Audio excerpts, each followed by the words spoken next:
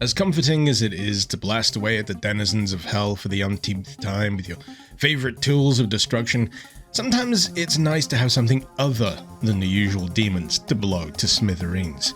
Thankfully, much like the wealth of weapon and gameplay mods you can get your hands on for Doom, the modding community here also provides when it comes to the subject of monster mods. Feel a burning urge to take down the legion of homicidal machines? Rampancy has you covered. Got a desire to paint the walls with the innards of dusk cultists? Dusk is ready, willing, and able. Fancy mowing down some Imperial Stormtroopers? Zim's Star Wars Monster mod has its hyperdrive fully charged. But what about the other side of the coin? What happens when the demonic denizens of hell are usurped from their world-conquering ambitions by quite possibly the most terrifying threat of all?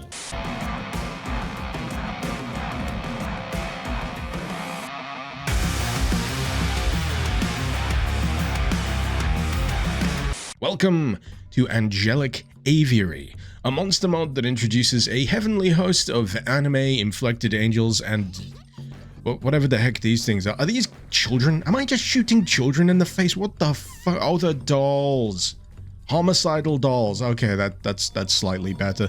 They're apparently too small to carry shotguns alone, so they double up, which is just kind of adorable. And oh god, she's got a knife! So one of the more interesting things about Angelic Aviary is that it does indeed go beyond the visual when it comes to the change up to the enemy roster here. I mean, sure, you could pick your way through them and find an equivalent analog, but when it comes to some of the behaviors beneath the visuals, you'll find that there's a few tweaks here that'll keep you on your toes and alter the way in which you usually approach combat. The aforementioned shotgun duo is a great early example of this. One enemy, when felled, actually transitioning into another type. Interestingly, this change can be avoided, but typically would require something hefty like a rocket, and most of the time, you'll be wanting to use that kind of ammo against heftier targets. Personally, one of the most interesting changes I came across here in Angelic Aviary is what it does to the former Lost Soul enemy type. Now turned into an enemy known as the Patto, this transitions from a minor annoyance that can occasionally headbutt you to death to an imminent danger that, if left to its own devices, can resurrect almost anything that's fallen on the battlefield. As you might imagine, this drastically changes the order of priority that you may typically be used to when engaged in a fight with multiple enemies. Doubly so when you're faced with the presence of a Joy Elemental, which, as the name may imply, can summon additional Patto, and if not taken care of swiftly, will render all of your previous effort just null and void, not to mention put a significant drain on your ammunition reserves. Have I mentioned how terrifying the Arachnotron replacement is yet in this mod?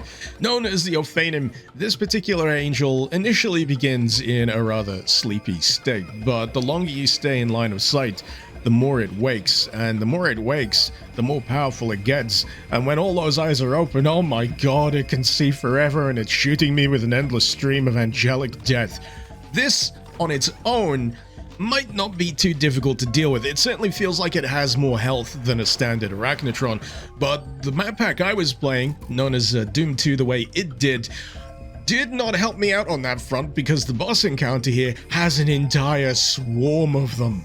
Now obviously the Ophanim here weren't the boss encounter itself, that role falls to the Crusader Queen. Replacing the Spider Mastermind, this is an angel that is plonked on a robotic hover chariot and features a pretty damn swift charge attack that can just straight up run you over if you're not too careful. Safe to say, this thing is a damn sight more mobile than the Spider Mastermind, and even features a phase change where at one point the horses will detach and explode. I imagine being anywhere nearby will be bad for your health, and the angel herself will flip upside down, gain the ability to fly, and pepper you with attacks from her arm cannon. All in all, it's just a real interesting set of behaviors. Quite a challenge to deal with, doubly so when combined with those aforementioned Ophanim, not to mention the Principalities, which function as a snobby, lightning-inflected replacement for the Mancubus. Now, I'm sure a fair few of you out there are just itching for me to get to the point where I discuss the replacement for the Archvile here in Angelic Aviary. Say hello to the Dollmaker. Now, obviously, the resurrection mechanic is swapped out to a different enemy type here, so what does that leave the Dollmaker? Well, Considering it's responsible for all those tiny homicidal weapon-wielding dolls wandering around the levels, it can straight up summon a whole horde of them. Not to mention, it retains one of the Archvile's more hallmark attacks, that being the Flame Pillar. Obviously, it's a little visually different here, but the same rule applies. Stay in line of sight, and it'll inflict a whole lot of damage. Still a tremendous pain in the ass to deal with, much like the OG Archvile, but those dolls are much easier to deal with, what with their low health. And yeah, I'd much rather be dealing with that than the potential of an entire field of previously defeated enemies being raised from the dead. Looking at you, Pattos. Anyway, bouncing back around to boss types, the other significant player in the field here would be the crucified Seraph. This is the replacement for the Cyber Demon. Apparently has to be pinned to her own wings just to stay standing because of something absorbing all of the world's sin, and can channel her power into quote-unquote living fireballs that will burn anything in their path to cinders. Much like the Crusader Queen, this one features multiple phases, but it's unique in that you can actually halt the transition from one main phase to the other, and that is by destroying the Seraph's egg form, which is what it transforms into when you take it down the first time. On their own, these aren't too difficult to deal with. The egg form has a lot of health, but can be whittled down. Where it gets tricky, however, is in map packs where you're fighting these in concert with a lot of other enemy types. That can potentially leave it enough time to hatch and transform into the Great Seraph. So yeah, not ideal. Generally a situation you should try to avoid where possible, and if you don't, well, you're done goofed. All in all, I'd say that Angelic Aviary is a pretty damn good monster mod. It certainly doesn't hurt that it goes above and beyond when it comes to what it tweaks. It doesn't just do a stock replacement of standard enemy types, and as a result will assuredly affect the way that you usually approach most combat encounters. It also greatly encourages play with a variety of map packs. In fact, some map packs come actively recommended for the fact that they reveal some of the rare bird roster that's buried here within Angelic Aviary. These can include the likes of Aphrodite, which is a really interesting mix-up to most combat encounters.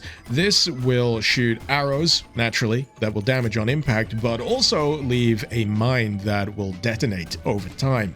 Further to that, if you defeat an Aphrodite, it doesn't outright die, it instead will eventually turn to stone, but if it's disturbed while this is happening, it will spring back to life and become a problem all over again. So yeah, definitely something you'll want to watch out for, and definitely something that'll make you think twice when praying and spraying or using weapons with splash damage.